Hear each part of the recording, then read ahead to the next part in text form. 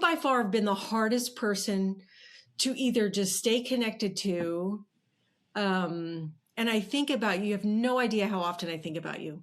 Oh, thank you. Thank you thanks for reaching out another time. It's been really an exciting and challenging season in so many good ways. Yeah. So it's fun to be able to pause and say like, let's talk about it. Let's have a good time together. Yeah. Well, that's all that this is going to be about. It's just two women just having a conversation. That's really what, just make yourself at home. And, I'm you really don't mind if I like have a little bit of a drink of some sparkling water or something? Drink, snack, I don't care. Great. This is life. What's funny is, can you hear me okay on this device? No, you're fine. Okay, fabulous. Yeah. There are some youth above me. So if there is ever a sound of a herd of elephants, that is because joyful things are happening for middle schoolers and high schoolers. And I don't think it'll be too bad. That's awesome. Just as things happen. That's just part of it. Love it. And thanks for being here. What are you drinking? What are you drinking? This one, it looks like this is a kombucha. I love kombucha. I know. What's your favorite? One is actually like not too much sugar, but good on flavor. And I'm like, just right. Yeah. What's your favorite flavor? I love having an unsweetened iced tea in the summertime. That has been my go-to this summer. In the afternoons, it's like a little bit of iced tea is just lovely. Yeah, that is funny that you say that, because my husband has gotten very much into like making his own iced tea, cut up the lemons. And for a while he was putting it outside. And then he found out you don't even have to put it outside. So he's been enjoying that. He put mint in the last one. And so it's a whole new thing for him this year. All sorts of flavor infusions. Yeah. And back in the day, like we're married almost 30 years. Back in our early years, it used to be like, the store-bought iced tea mix. Right. Mm-hmm. Now he's learned this whole new natural, tea, make your own. Yep. Like and it's fun to have a process. I feel like there's something so cool about ritual where you have something that like it's in the making of it that you're also restored, not just in the receiving of it. Yeah. Well, do you know, I think is so funny that you bring that up is because, makes me chuckle. I am not, I'm from Jersey. I grew up at the shore. I don't know gardening. I'm not like the green thumb. I'm lucky I can keep plants in my house, so I don't get into that. But man, I started a small garden like 3 or 4 years ago, my daughter. I love it, but I wouldn't say, oh, I'm so into it. I love going outside and watching. My kids think I'm funny. I love going outside going, oh my gosh, like it grew more, and that vegetable's getting bigger. And I love, right now I'm doing green beans for the first time, and to watch, I feel like I've got Jack and the Beanstalk happening right before my eyes. I'm like, wow, how far will this one? I had tomatoes last year that went over 12 feet in the air. It was the coolest thing to watch. And I was like, I don't know what I'm doing. I can't say that I know what I'm doing, but it's working. It seems to be working. And it's like cooperating with something that is independent from you and that you're like still a part of something bigger, because it's like God's presence and design and like generating life in the world. You're seeing it's so encouraging for me to see that in gardens. Yeah. And that's something I enjoy. So I'm like, even like you said, you're like, sometimes I feel like I'm just a spectator of what's already unfolding in front of me. Really cool. For sure. And it's, I'll even go outside and my husband made a joke, like, do you go outside and talk to your vegetables or sing to them? I'm like, well, I don't sing, but I actually, every morning when I go out, I'm like, good morning, everyone. You look beautiful. You're like, I'm here to enjoy this. Yeah. Yeah. It's so fun. It's fun. Good. How's your son? Because last time we met, you were still nursing, right? Yeah. So, I sometimes just enjoy like morning and evening cuddles, but I have moved to that stage where he's physically able to sustain himself with food and other sources of nourishment. And so, there's a little bit of that chapter where it's like, there's a little stage of a little bit more breathing room. And also how's that feel?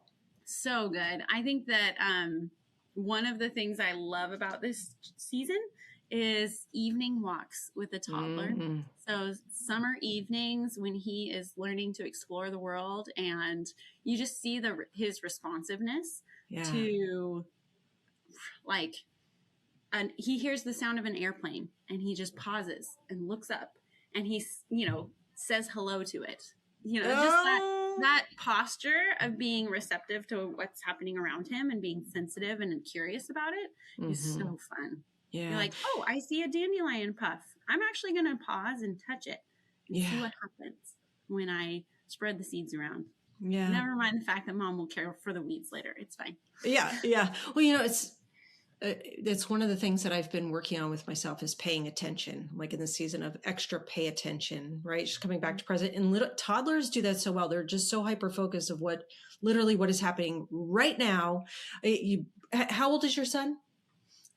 So my older son is 4 turning 5, and then my younger son he's like almost 18 months. Oh, it's so cute. 4 So turning it's a 5. fun age. Mm-hmm. My somewhere in between there, my first grandchild, so my oldest grandson will be 11 this year. Oh gosh, he's going to be 11 this year.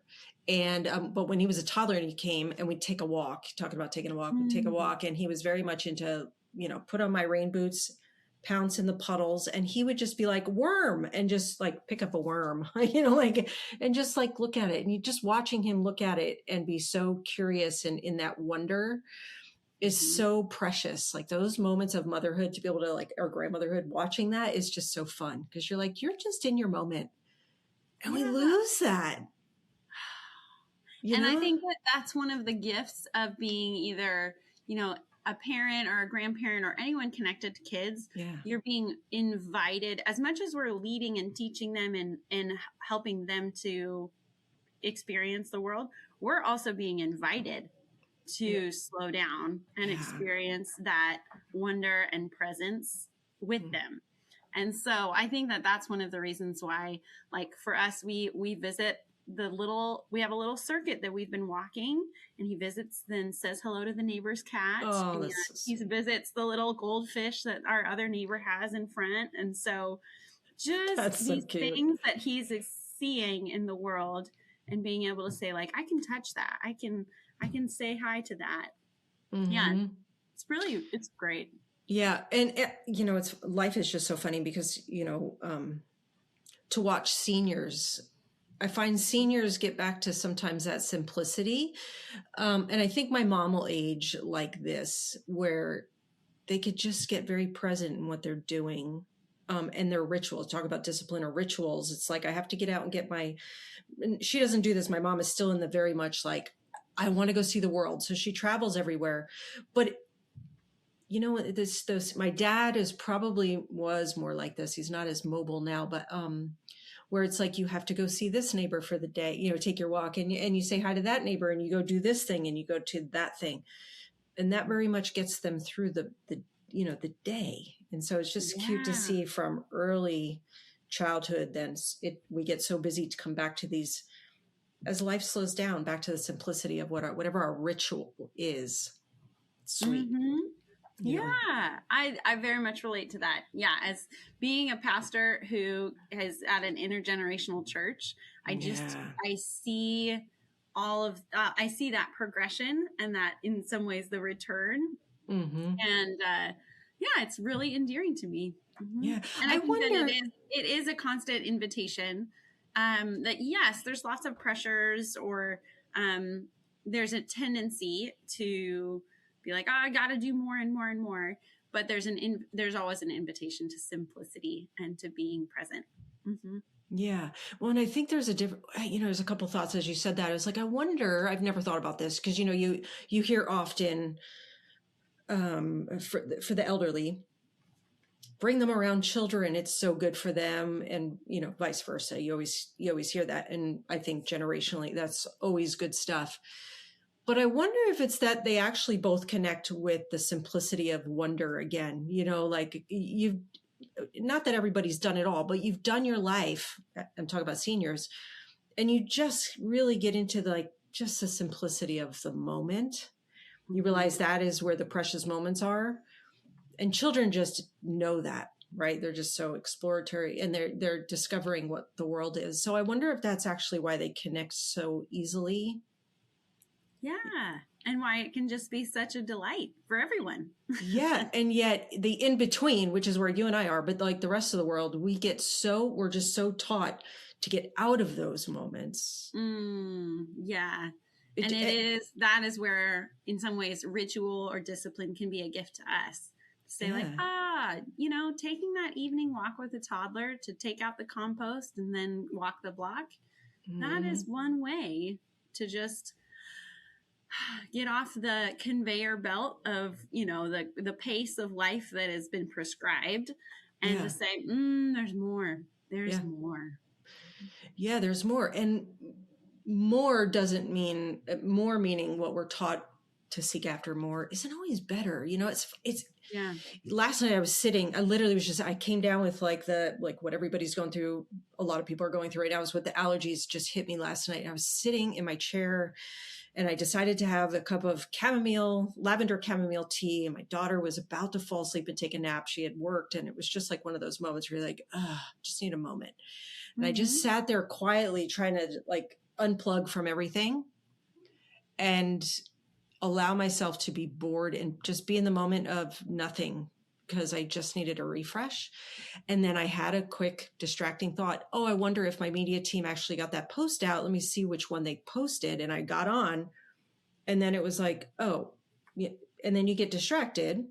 And literally, as clear as day, it was like, this is not refreshing you. And I was like, yeah, put it down and be in your quiet moment. Are you going to put this down and feel refreshed? And it's like, well, no. So, we're continually pulled from the simplicity of life, which I think is where we always tend to come back to, right? If you're in this stressful situation, like COVID, everything, everybody kind of, you just retreat. But we have to retreat on the daily of a simple walk, of a simple sit and have a cup of tea, simple sit with your child and Yeah, just on the watch daily them. and even on the seasonally. Like I Absolutely. would say that, like, as a ministry leader, it's a discipline to take vacation because gosh, there's so much I could do. I could work in my context every day of the year and Yeah. be exhausted, right? But Yeah. I could feel the benefit of, a chance to go be with some extended family over the holiday weekend Yeah. and just what that does to my body and how refreshed I feel coming back. I'm like, Yeah. wow, that's a gift. There's extra work that it takes to do that, like, tie up the loose ends, make sure that everything's covered for while you're gone. That's extra work, but it also can be done in a way that creates quite the benefit. Mm-hmm. Yeah. How long does it take you? Do you find like when you go away, because moms, we have to do all the things, right? You have to make sure this is taken care of, that's taken care of, everything's good. Okay, we can go. But what I have found in my own life, and I learned this when my kids were earlier, is like going away, when I used to like go away to women's retreats and stuff more often, it's like, okay, my husband's all set up to take care of the kids. The kids, each one is all set up. Then I get away and I don't actually start getting present until like 24 hours because I'm like slowly. Are you somebody where you notice it takes a while or can you just kind of like, nope, done. I'm present right here while I'm away. Yeah, I think that well, I'm nearing like I've been working in ministry for like 15 years now. I'm like, how did that happen so fast? So I think that it has taken practice. I could tell that like I needed to, when I was starting in some of those skills, I needed more transition time. And I think that it also depends on every family unit because my family, my husband's a full-time worker. I'm a full-time worker. Yeah. And we have changed some of our our teamwork for how we go away. So this most recent time, he actually did all the packing and he did some of the things that, other trips I carry that, but this time he did. And so I actually was able to disconnect and just really relax much quicker because cool. My teammate, my partner, my husband had taken on some of the extra load that is sometimes considered hidden work in people's lives. And so, so that was why I would say that this past holiday weekend, I had a very quick downshift. Yeah. And I was staying with family, and honestly, I was surprised at how well I was able to be receptive to just Wow. I being a guest in their home and feeling so cared for. Their hospitality was like, oh wow, what a great, like, what a gift this is. Yeah. So I think that sometimes I'm a reluctant leader. Like, I was never a firstborn child, so I was Oh, the servant, like, youngest cousin of the youngest uncles, and okay. like, Yep. youngest. So I think that in some ways I am not the person that is like naturally I'm going to take charge of everything, but I am responsive and understanding of when there's a leadership vacuum. And so Mm-hmm. I'm perceptive of, oh no, we need to step in, either in, anticipating like we're going to need to step in before that becomes a problem, or uh-oh, this situation needs some leadership. So I would say that that is probably another factor that makes me want be like, oh, when I don't have to be the leader, I feel so fine with that. Yeah. But Yeah. you know what? There are some really important things that I have seen that I want to spend my life and my energy and my gifts to cultivate and work towards, in the world, and in what God's doing in the world. So yeah, so I'm willing to take on some of that mantle of leadership to do that, Yeah. even though I was never somebody that aspired to be the leader of the group. Yeah, and it's interesting that we're actually even going here today, because I tell you what, I think of you so often, like really, Dani, more than we actually get to connect, because just our emails, we're not connecting and all of that. But when we first met and we talked about COVID and what it did, outside the church and inside the church, and just how you had to step up as a leader, because you're like, this was not your first career. Like, you never desired this. And then you found yourself in this leadership. Can you, for the listener, because they don't know that story, but like, what, Sure. you went to school for something, and then you thought your life was going to go. Can you like tell that part of the story? Because it actually is linked to something you just said about, I was not the natural born first leader and leadership, but that you moved into this leadership role you didn't even know you were going to step I into didn't know I during would be COVID. capable of. Yeah. Yeah, I would say, and really it's a story of being receptive and responsive to, and curious about, hey, God, what are you doing in the world? How do I participate? It's an extension of that whole gardening conversation we had Wow. before. Yeah. It's just in my story. So, yeah, my background is that I grew up in Portland area, and then I moved to Salem when I was to become a Willamette student. Oh, wow. And I was thinking I was going to be a math teacher, but then I took organic chemistry and I just loved it. So Who I actually says that? I know, that's it. It was like, ooh, this is a fantastic game. Let's find out how we play this game on the molecular level of making things, how do things work together? Yeah. Oh, it's so much fun. If I was a chemistry tutor for a couple years after college, and you can tell the enthusiasm is still there. Yeah. I still love chemistry. And what's great is that I got to do all kinds of things while studying chemistry. Like, I ended up traveling to Stanford's Linear Accelerator Center, and like I worked as an intern up at OHSU in their environmental chemistry division, and wow. That's where I started a project that eventually got published and kind of handed it off to some grad students that continued the work there.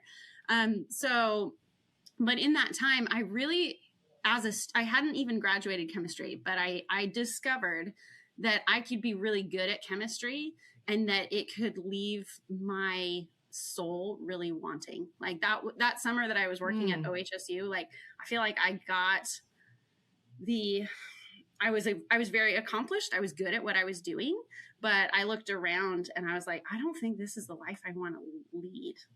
Like, wow. This would become isolation and depression for me. Like, not for everybody. Some people thrive in that environment. Yeah. But I just had this sense of saying like, just because you're good at something doesn't mean it is like the gift that you want, that what you want to spend your life doing. And Yeah. so I feel like I'd been on this like conveyor belt of success, and I finished my chemistry degree and got published and all of that. But I had a moment where I stepped off that conveyor belt and I said, Wow. God, I'm stepping into the unknown. I'm going to become a ministry intern for a college ministry and learn how to raise my own support and Wow. take a year to listen and discover what's inside of me that I could bring to the world. And so through that, I took a part-time job working at a local church because they needed a childcare person. And I just was coordinating some childcare for them in their Mothers of Preschool program. And when they saw me working, they were like, do you need more work hours? And I was like, well, yeah, I could pick up a couple extra hours. So I became an admin, and that was here at Court Street. Wow. Just in my young 20s, I stumbled into this church that I could walk to from college. There weren't a whole lot of Christians in my university, so I walked to church and 5 blocks away and got connected here. And then, fast forward a couple years, I've became the children's pastor, continued some studies and work for that, and became ordained. And then I was an associate pastor for some years of transition in the church's leadership. And now I am we joke about calling me the administrative octopus, but I'm the executive pastor of operations and administration. Wow. And I do all kinds of things, from budget meetings to facilities to sprinklers, irrigation. I mean, you name it. Mm-hmm. Wow. And it was during COVID that there was like a transition, or like most companies and churches, just any organization was really getting hit, right? Everybody had to be at home, or some churches did stay open, but that stuff shifted for you a bit. Yeah. What I love about your story, you just was like, something has to get done. And once again, you just kind of stepped into something that just needed to happen. Definitely. Yes. I think that one of the things that's special in my story is I've worked very closely with a couple pastors who have experienced burnout. Yeah. And I just have so much compassion for what that is. And that's like both a organizational systemic problem, as well as like the individual, like it's an intersection yes of factors. It's a very complicated thing that leads to that. And so being somebody that walked alongside people who exited ministry because of burnout, I think that one of the things I said, like, wow, we're in a system that is contributing to we need to create well-being. We need to do work that creates that while doing it, we as the workers are receiving the thing that we are also wanting to give to others. Yeah. So and that is like the love of Christ, the peace, the joy, like all those fruits of the Spirit that the Holy Spirit wants to cultivate in us. We're like, what would it look like to embody that while we offer that to the world through Christ? So yeah. So, I mean, I was in the nitty gritty, recognizing what needed to change, like organizationally. I helped teamed up with our interim lead pastor through a leadership transition, and we navigated a significant financial change that was like a 20% reduction in staff hours and compensation. And so choosing, how do we do something like that in a way that really loves and honors people? And those were things that, like, yep, you don't usually want to like sign up for like, hey, I'll be the person that leads a church through crisis. Yes. That's not usually what people sign up for. Yeah. But when you see for me, that's in the moment, you don't even think of it as that. You're saying like, what is the next step that I can do to steward this beautiful congregation and this facility that God has placed here for over 100 years. And I don't think that God wants this to end. There's so much good here that, like, we need to be healers of this place. And so, yeah. So I just kept doing the next thing that God would say, put in front of me. Mm-hmm. And then, yep, here we are. Well, and yesterday, when I was recording with a couple of friends, we talked a lot about, it really turned into talking about courage. Mm-hmm. And for that one, it was about like personal brand. A lot of people talk about branding in companies, but personal brand, meaning like just, they were talking about core values, and just, it kind of fell into that kind of category. And it was interesting as I then thought about coming on with you today. I was like, wow, you have lived so much of what we talked about yesterday, and you are that person. It's just integrity. I wound up talking about how my heart cry when I was like rebuilding my life with the Lord was really what I learned about like all my unhealthy habits and all the ways in which I was just a total mess really came down to this one thing: is I lacked integrity, meaning my inside and my outside didn't line up very well. And the more I worked on getting my inside and outside lined up, everything started to fall into place. And we make it harder than it has to be. But it was just like, if I say this is important to me, I got to follow through on what's important, not just say, yeah, I believe those things, or yeah, I think that, or yes, that's what I want for my life. So, okay, you got to do it. Right. So it was a season of my life where I started, and it clicked with me. It's like, wow, that actually is what my heart was longing for, is to be a person of integrity. And integrity is a really big deal for me. So much so I have this quote on my desk that I took when I went to go visit Israel, but it says, and I don't know, who wrote it or anything, but it says, I can't believe what you say because I see what you do. Right. It's like what you see, what you're doing and what you're saying, like that internal and external. It's like integrity is everything. Just do what you say. And I think of you actually more than anybody that I've met, just even being here in Salem, of somebody who is so walks out. And we don't even know each other all that much, but you so impacted me when I see people who actually do this. I just really respect you. And I'm so thankful that you're a leader in our community, because you actually walked out. That story you told me about being in church, I mean, like we had to do the very thing we're asking who we were leading. The staff we're part of, the people were over. You and the other pastor, you actually had to walk that out, and you did. And I was just like, that's the real deal. And those are the people I want to, be learning from and be walking side by side.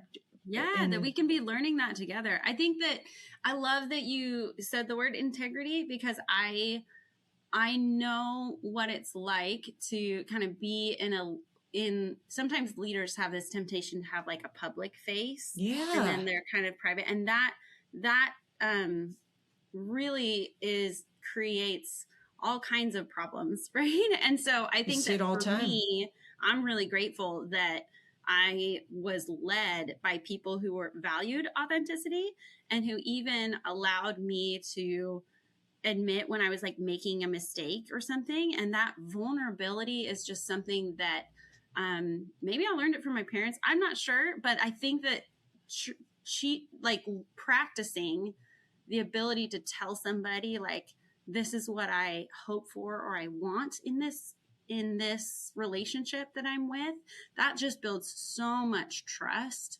and it invites that same response and that mutuality where we can just be honest with like, this is where we're at. You know exactly what you can expect from me. I don't have all the answers. Yes. But I'm willing, but I have these values that I'm going to stay true to and honor you as my fellow human as we do this together. And I think that, it's what an adventure to like learn how to live that way. But well, I think that's the journey of life, right? It's just that because it is this, if I look back on my own journey and even today, and I think social media makes it even harder. It really puts it in your face to have that public face and have the private face. And I really long to always I'm a full believer. You cannot give what you don't have. So walk out what you have. Don't try to pretend what you don't have, because eventually it does catch up. Somebody will call you out on something, or it creates such this big space in between what people think you are and who you really are. And the fall is just even greater. And, Yeah. because Yeah. there's that pressure to keep that up. And if it's not the real deal, you just get more and more vulnerable, and you can only hold that up before things begin to crash. No matter what it is, whether it be you're just pretending you know more than you do, or you're in a sin that's really you're gonna crash and burn. If I could just say it that way. And so the more I think we create places and spaces to just be real, and it's okay to not be okay. Yeah, Right? I feel really grateful right now that I have some neighbors, like physical neighbors near my house, where we can go knock on each other's doors in our pajamas and say like, "Can I have a hug?" Like, Yep. I just have a really hard work day, or something like That's that. so And good. like that kind of, I remember when some of them moved in, and they were, they usually like, "Oh, I have new neighbors. Like, I want to make a good impression. Like, how do I connect with them?" And what someone once taught me is that sometimes you can set, it's like being a thermostat that sets the temperature instead of just a thermometer that responds to it. And the idea Absolutely. of like, I'm going to embody what what I would hope to receive. And so being able to be the first one to be vulnerable with my neighbors, and how that opened the door Yeah. to say like, oh, they have needs too. That Daly family, they're fun, they're doing their best, and gosh, sometimes they forget something on the grocery list, and sometimes Dani just doesn't have it all together, and that's okay. Yep. And so we can do that. We can be there for each other in that. Yeah. Yeah.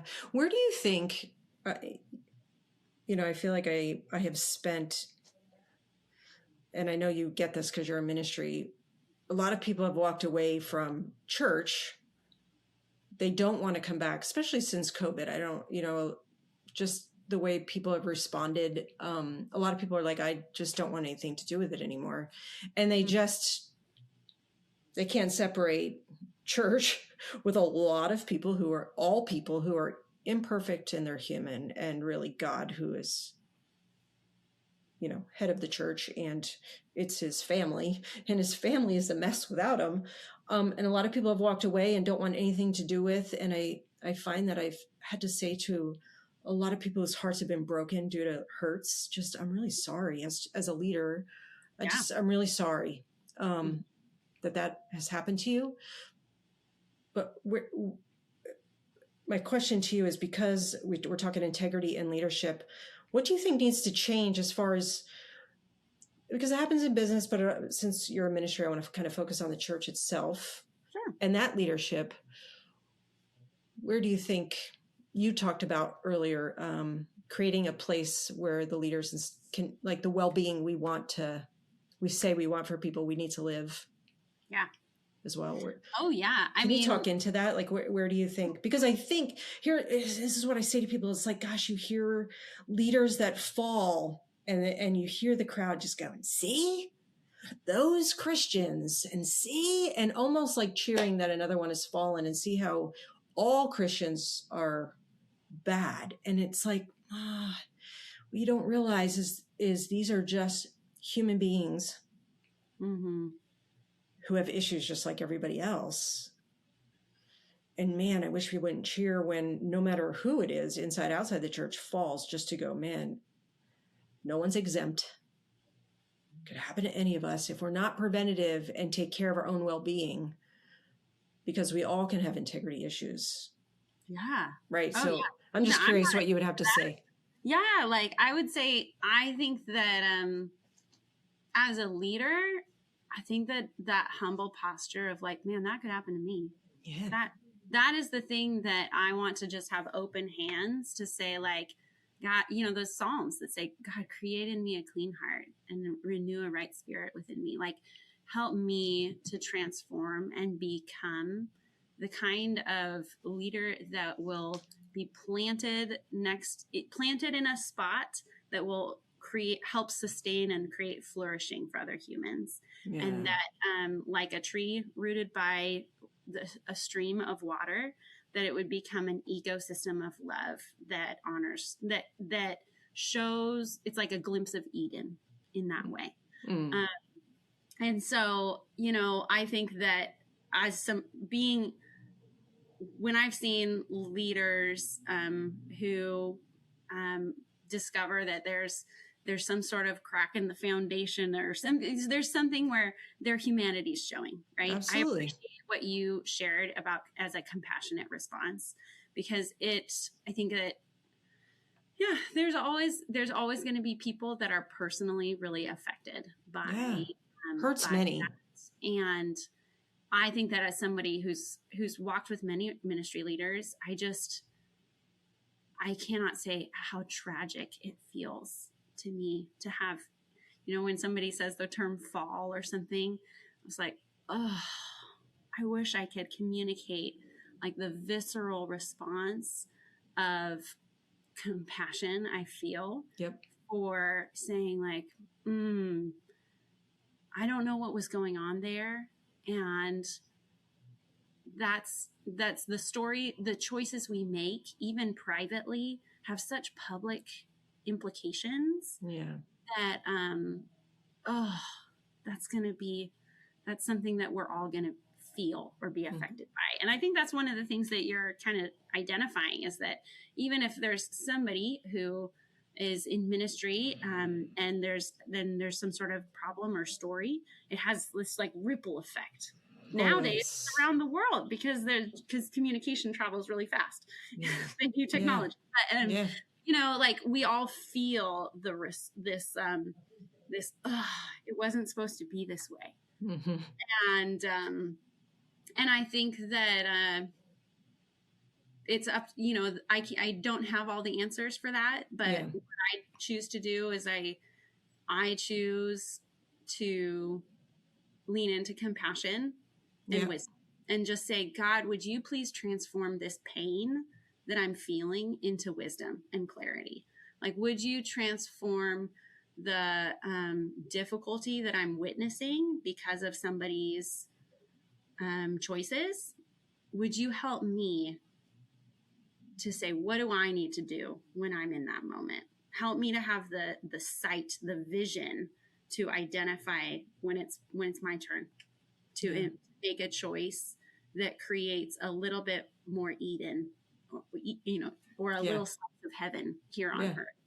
Mm-hmm. Yeah. And I hear, another one. I mean, it's usually the headline. Another one fell. A pastor steps down, or a leader, is caught in whatever. My heart always goes out, because, I started a women's ministry, it's a women's group. My heart was like, where's the safe place here? Where's the safe place to go? I'm not well. And if you can't be vulnerable and really, here is me, and take off all the masks that like go back to what we just started this episode with, is like, if you can't just say, here's where I'm at, and I'm struggling right now in this. If you can't do that in church, where can you do that? That is what I believe. Like, that to me is heaven, because if you can't just go, man, I'm in this deep struggle, and be vulnerable to your core, and have people go, I hear you, I see you. And I don't have the answers. And I'm not going to meet you with condemnation in that moment. And here's what you got to do. Yeah. And you have a safe place to be vulnerable. And I think I have that as a leader. I think that one of the things that helped me lead through really challenging times is finding and cultivating more of that. Because what I've noticed is that the more that leaders feel isolated, the more that starts like almost like a problem spiral, where you kind of create then an echo chamber of just what you reinforcing your perception, instead of opening yourself up to say like, okay, no, I need to be vulnerable. I need to hear from others. I need to be able to acknowledge my shortcomings and be encouraged by others to aspire to something more, and have my aim is not my ego, like there's so much more. So I think that's a beautiful invitation to anybody that's in any leadership context. And for me, there's like a local organization, Salem Leadership Foundation, had been a really amazing source of really, I felt like I knew that I was next in line for burnout. I was like, I've seen this system kind of start like going down the line of pastors, and it's either going to be me next or we're going to change things and we're going to hopefully end a cycle. Right. Yeah. And so how do you end a cycle? How do you get out of something where you're like, oh no, I have problems. I would perpetuate this burnout. I would perpetuate the problem that would cause unhealth for others. And so having a community where I could be vulnerable and leaders that I could go to and just be like, oh, this is what's going on. Mm-hmm. Counselors, gotta love therapists. Thank you for their hard work, and like trustworthy ones that are disconnected enough to give some good perspective. Mm-hmm. Like I have a counselor that is not in Salem because I love Salem and it's such a small world. Yeah. I just need somebody that's a little bit removed. Yep. Yeah. That helps me process. Yeah. Oh, and I think, we're talking about in the church. I think whether you're in the church or out of the church, I just think for people, and I think this, like when you find people are isolating or in depression, and I don't mean clinical depression, I just mean people are carrying such a heavy weight of the things they feel like, where's the safe place? Because if you knew what I was carrying, I've had leaders pull me aside and go, I know I need your group, but I cannot let people know what's happening in my marriage or my life. I'm a leader, and I just go, this is sad because we cannot give what we don't have. And you need some TLC so that you can, continue to grow and then pour out into others. And parents, same thing. It's like, I don't have time to take care of me. It's like, no, the greatest thing we could do for our kids, for our marriage, for the community, for our work, for whatever, is just to go time out. Like I'm reaching burnout. Something's got to give. And I wish there was more preventative care. Yeah, go ahead. Tell me about that. I was kind of the breadwinner for our family for a chapter. After my husband and I got married, he was finishing grad school, and grad school was something that really pushed him into a place where he's like, oh, this is not good. This is not my best self. And I wish that more people had the courage or the freedom, really, the sense of freedom from other people's expectations, freedom from even my my original idea of what life would look like. Oh, yeah. I can make a change that will be for my best self, or like to be able to become the person I want to be. And my husband took a job that was not in his degree after going through grad school, getting a doctorate. And I kind of called it his recovery job. And I was like, my prediction was that it would be for 2 years. It provided for our needs. It used a lot of his skills, but it wasn't in his like studies. Yeah. It wasn't using that necessarily. And you know what? It was almost like a time clock, like at 2 years. Wow. All of a sudden he was like, you know what? I feel a lot better. I think I'm ready for a new challenge. Like I'm ready. And a 2-year like recovery journey. I think that our work can be the thing that burns us out. Yeah. And our work can also God provided the right opportunity for him where he had a restorative work experience. Wow. And then now he actually is doing work in his, original hopes and dreams type category. Wow. He has something to give. He is creating, he actually works at my alma mater, Willamette University, as music department program manager. So he's got some teaching that he does with students and the administration of the whole department. Wow. That he works with the department chair, and to see like what he is building. He has something to contribute because he really took 2 years to say like, I don't got it right now. I need something out. And we grew our family, and he was like, parenting is a big challenge. Like what would be something that meets my needs and gives me breathing room and space to process the degree I've accomplished, the parenting changes I'm navigating, the marriage that I want to keep alive, keep vibrant while navigating all of this. Like, how do I do this? Yeah.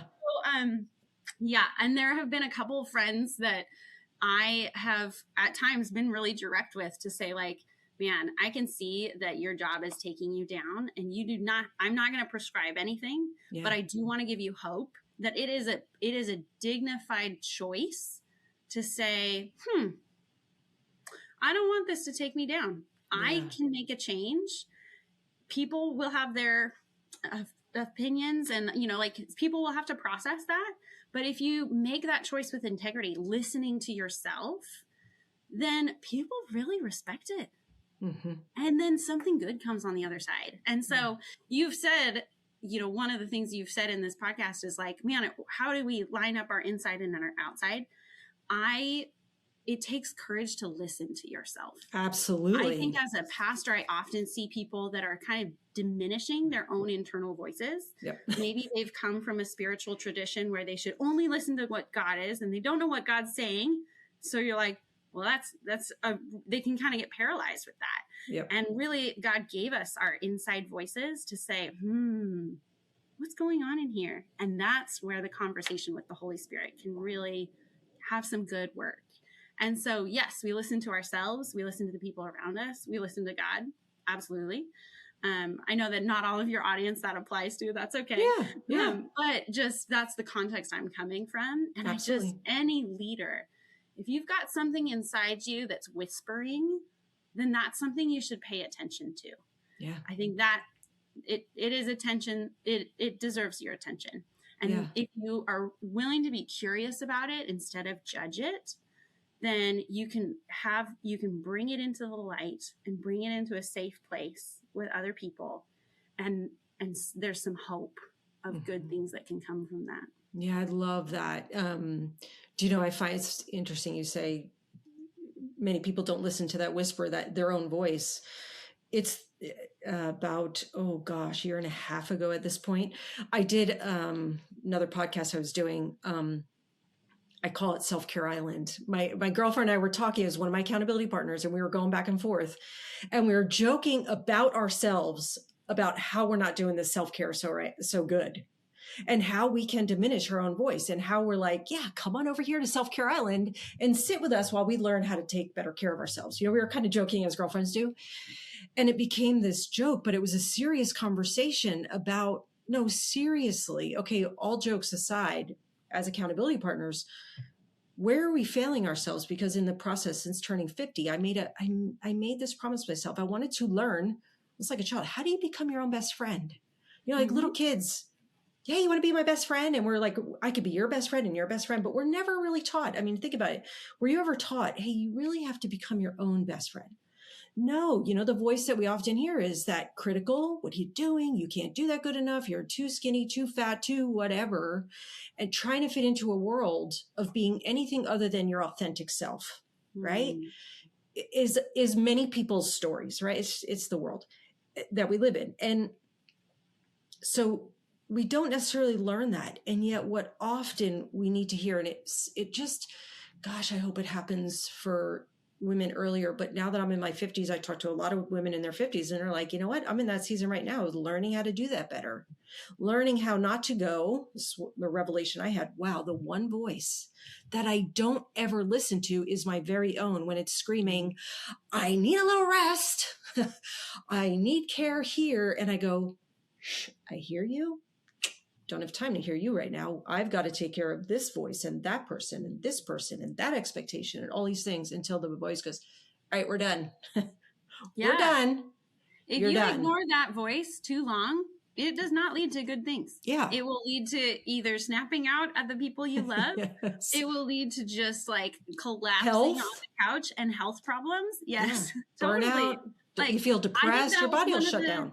Yeah, that was one of the major gifts that in my early years working at this church that I learned from other leaders, is that like they wanted me to not just lead based on other people's pleasing other people or what other people's expectations were. they were like encouraging me to hear what my own voice was and have the courage to bring that to the table. Yeah. And then what's really beautiful is that if I hadn't been practicing that as a young leader, Yeah. I wouldn't.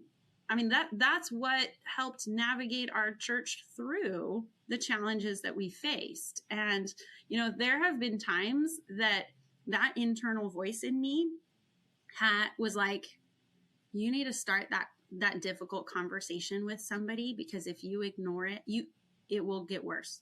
Yep. And I'm like, oh, who wants to start a difficult conversation?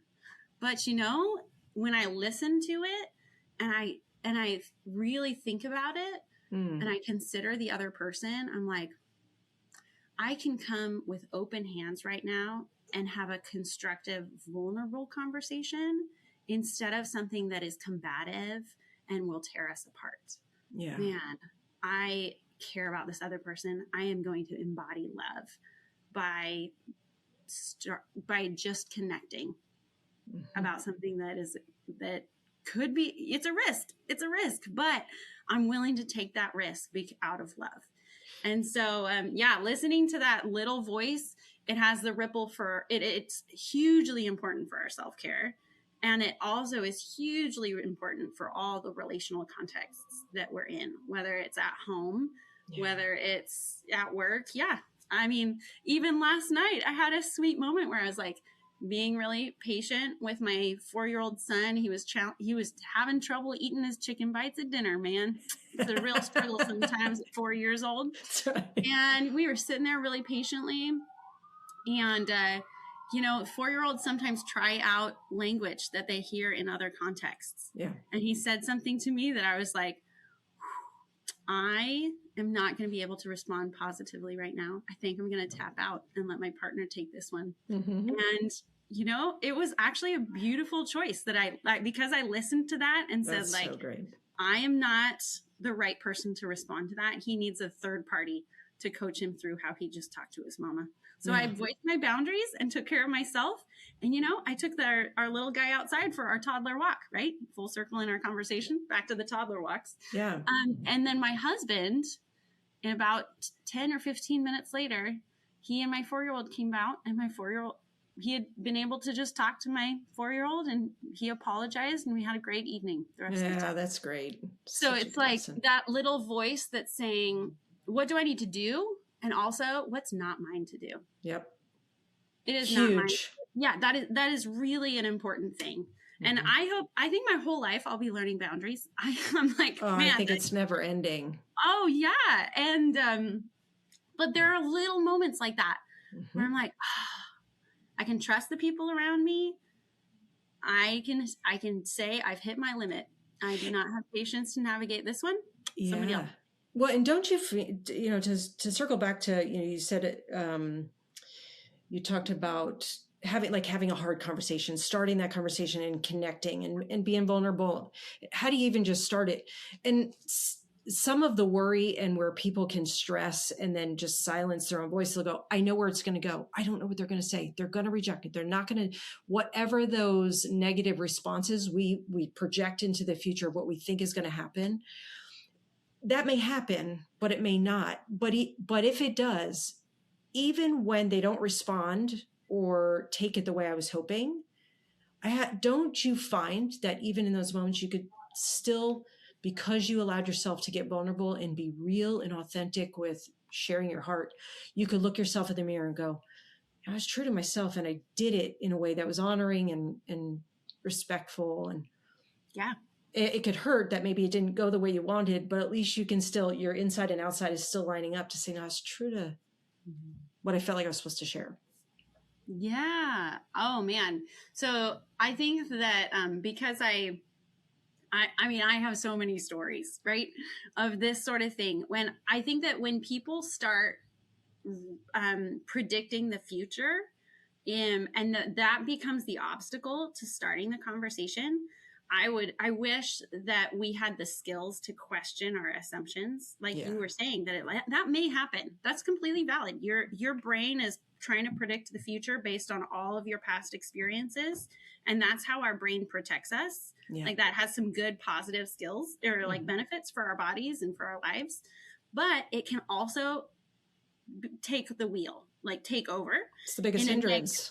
way. Mm-hmm. Yeah. And so I think that if we could be listening to ourselves to say, oh, almost like a conversation within yourself to Yep. say, yeah, you're right. That's possible. Okay, so what could I do that could help them feel a little bit more peace as we entered that conversation? What could change that outcome? And that curiosity of questioning the assumption Yeah. has been the thing as a leader that has given me the confidence, and that I've been studying humans all my whole life, right? Yeah. We're all learning from our experiences. And I think that I have been gradually learning how to enter into emotionally heightened conversations in ways that give people a sense of like, I can exhale and have a productive conversation here, even though we are all very invested in the outcome or the process that we're entering into. So I'm like, oh yeah, there's a lot of good things we could talk about there. Yeah. Questioning your assumptions and knowing like, that is one possible path for predicting the future. But also by my leadership and by my presence, I can show up in a way that changes the course of the future. That's right. That is a very hopeful reality. And it is something that we can practice skills so that the people around us benefit from how we show up. Absolutely. Isn't that cool? Yes. And you almost have to put your student cap on before you go into one, so that you always stay curious. You always because really the only person that we can actually change or have any control over is us as we enter. And being able to learn, I'm learning, I wish I would have learned this earlier, but I'm learning it as I get older and older, is to stay in a circle, even if it's just my spouse and I, or my child and I, or my friend and I, and there's nobody else, or whether it's a huge group of people, is to be able to stand with others.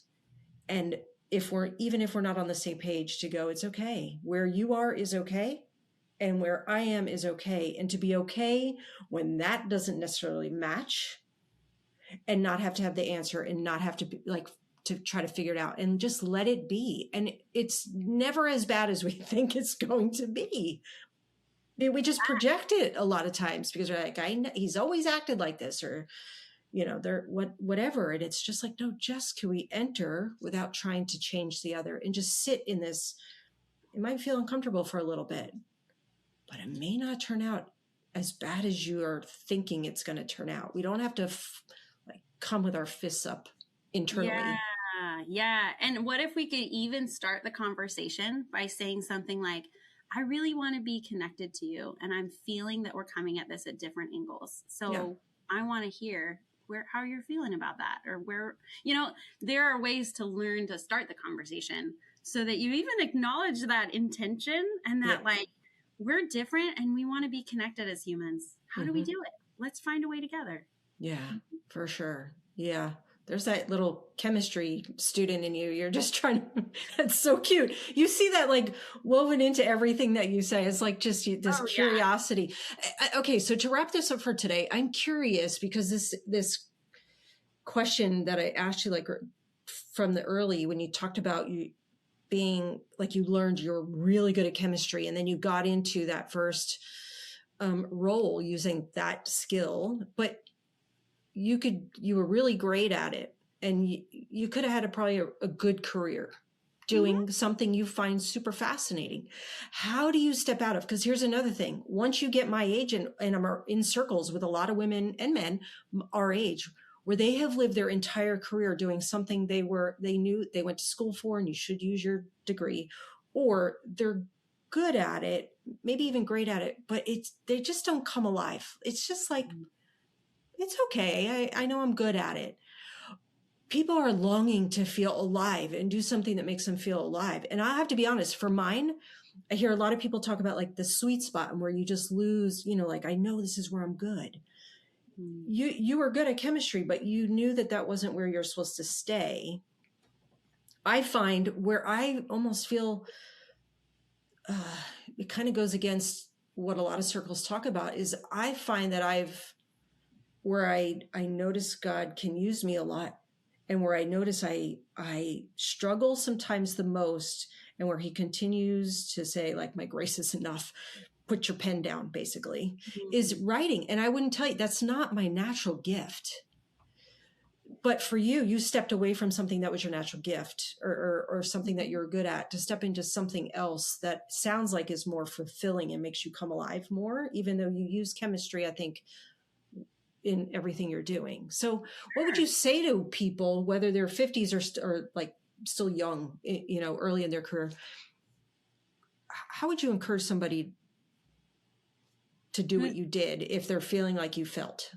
Oh, yeah. Or even somebody that is like, I'm coming to the end of my tenure here in this job, and I need a recovery job. Where do I begin?